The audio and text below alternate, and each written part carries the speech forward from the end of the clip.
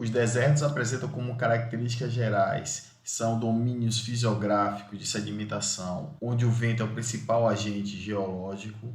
Geralmente ocorre em ambientes no qual a precipitação anual é menor que 250 milímetros. As chuvas são ocasionais e torrenciais, alternadas com longos períodos sem precipitação. Em geral, a taxa de evaporação nesses ambientes é muito maior que a taxa de precipitação, e as temperaturas diárias variam grandemente, sendo muito altas durante o dia, alcançando temperaturas acima de 40 graus centígrados, alternados com temperaturas muito baixas durante as noites, podendo alcançar valores negativos. Geralmente predomina o intemperismo físico das rochas, onde a termoclastia, ou seja, a variação diária de temperatura, a abrasão eólica e a esfoliação esferoidal são processos intempéricos comuns. Já quanto ao intemperismo químico, a oxidação predomina, onde as cores avermelhadas, alaranjadas são bastante comuns nas rochas, devido à oxidação de minerais ferruginosos. E o nível de base de erosão é definido pela superfície freática, abaixo do qual o vento não tem capacidade de remover as partículas sedimentares para formar grandes acumulações de areia representada pelas dunas. Em geral, quanto maior a profundidade do nível freático, maior é a erosão eólica, especialmente se a cobertura vegetal for insuficiente para reduzir a atuação do vento. Nesses ambientes, a vegetação, como mostrado na imagem, é em geral espaçada, de pequeno porte e de crescimento lento, e os solos são pouco desenvolvidos. Apesar dos processos eólicos serem mais expressivos em desertos, o vento atua também como importante agente geológico nas áreas costeiras e planícies aluviais, onde aproximadamente um quinto da superfície terrestre é formado por esses ambientes, cerca de 30 milhões de quilômetros quadrados de área. A atividade dos ventos inclui erosão, transporte e sedimentação de partículas finas, preferencialmente areia, ou seja, o vento é bastante seletivo na sedimentação. E os materiais transportados e depositados são denominados de sedimentos eólicos. São fatores determinantes a distribuição dos desertos, o padrão geral de circulação atmosférica, o grau de afastamento das regiões continentais do mar, que é a fonte principal de umidade, e a distribuição de cadeias montanhosas. Em geral, a formação dos ventos é fruto da diferença de temperatura entre o Equador e os polos e, portanto, a diferença de massa de ar. Essas diferenças são geradas pela maior ou menor incidência da energia solar sobre a superfície do planeta em função da latitude e da estação do ano.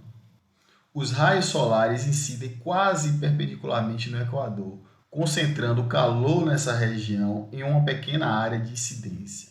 Já nos polos, os raios solares incidem obliquamente na superfície. Desse modo, eles são espalhados sobre grandes áreas, resultando em temperaturas mais frias.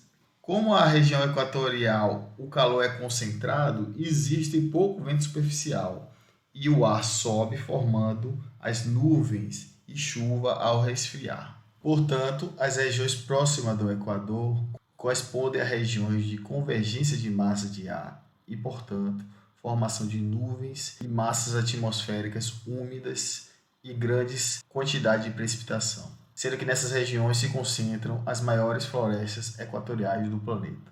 Já nas latitudes de 30 graus norte e 30 graus sul, o ar mais frio desce, se aquece e absorve a umidade, resultando em céus mais limpos. Esses dois movimentos estruturam essa circulação horizontal entre o Equador e os polos norte e sul. A imagem mostra que nas zonas temperadas, ou seja, aquelas mais frias, predominam cinturões de ventos advindos do oeste, enquanto que nos trópicos predominam cinturões de ventos que advêm do leste. Ou seja, o efeito Coriolis é o responsável pelo desvio das massas de ar para leste ou para oeste. A figura a seguir mostra um efeito animado dos efeitos da força Coriolis em uma determinada região. O calor concentrado no Equador faz com que as massas de ar subam, gerem umidade na atmosfera e grande concentração de chuvas. E as massas de ar que são empurradas para o trópico, elas vão perdendo umidade e vão criando zonas de alta pressão atmosférica, resultando em um déficit de umidade e na geração de desertos. Em geral, a força Coriolis é a responsável pela circulação atmosférica. O movimento de rotação da Terra exerce uma força no fluido, no caso os ventos, fazendo com que o padrão de circulação de fluxo de ar entre o Equador e os polos seja complexo. Nela, a massa de ar, conduzida pelas forças de Coriolis, é acelerada em uma direção perpendicular ao movimento, como dito anteriormente, para leste ou para oeste. Assim, as correntes de ar são desviadas para a direita no hemisfério norte e para a esquerda no hemisfério sul. Em geral, zonas de divergência de massas de ar atmosférica resultam em células de alta pressão atmosférica e na formação de desertos. Já células de convergência de massa de ar atmosférica resultam em concentração de umidade, formação de chuvas e presença de florestas equatoriais. A imagem mostra a distribuição dos principais desertos existentes no planeta Terra. Sabemos que 1/5 do planeta Terra, ou seja, 20% da sua superfície, é composta por desertos, sendo importantes feições fisiográficas desse planeta. A maioria dos desertos se concentra em regiões de baixa latitude, ou seja, 30 graus norte ou 30 graus sul. São chamados de desertos continentais. São representados pelos desertos de Sonora, Saara e Arábia, a 30 graus norte no Trópico de Câncer, e os desertos da Austrália e Kalahari, no Trópico de Capricórnio, a 30 graus sul.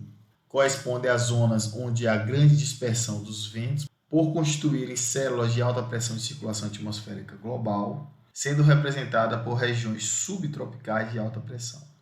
Já os desertos costeiros, como exemplos o deserto do Atacama, na costa oeste da América do Sul, e o deserto da Namíbia, na costa sudoeste da África, são desertos formados em zonas onde ocorre o fenômeno de ressurgência costeira.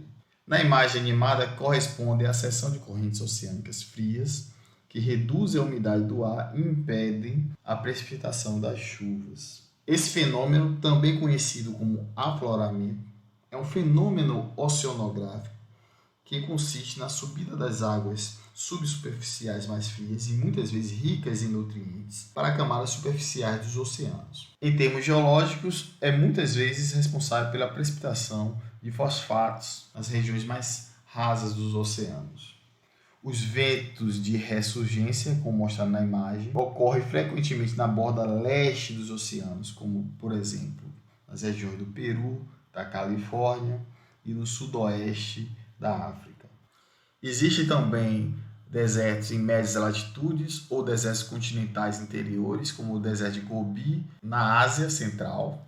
Esses desertos são formados devido à distância do suprimento de umidade relativa dos oceanos, ou seja, são grandes massas continentais onde a fonte de umidade não consegue alcançar essas áreas.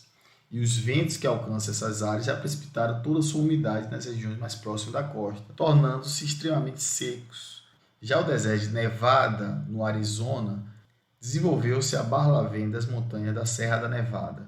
Nela, a massa de ar carregada de umidade, ao encontrar uma cadeia de montanha, ela começa a se aquecer e perde a capacidade de transportar água, ocorrendo uma intensa precipitação, a barlavento da cadeia montanhosa. Já na região a solta-vento da cadeia de montanha, a baixas precipitações ocasionam a formação de grandes desertos, como exemplo do deserto de Nevada no Arizona.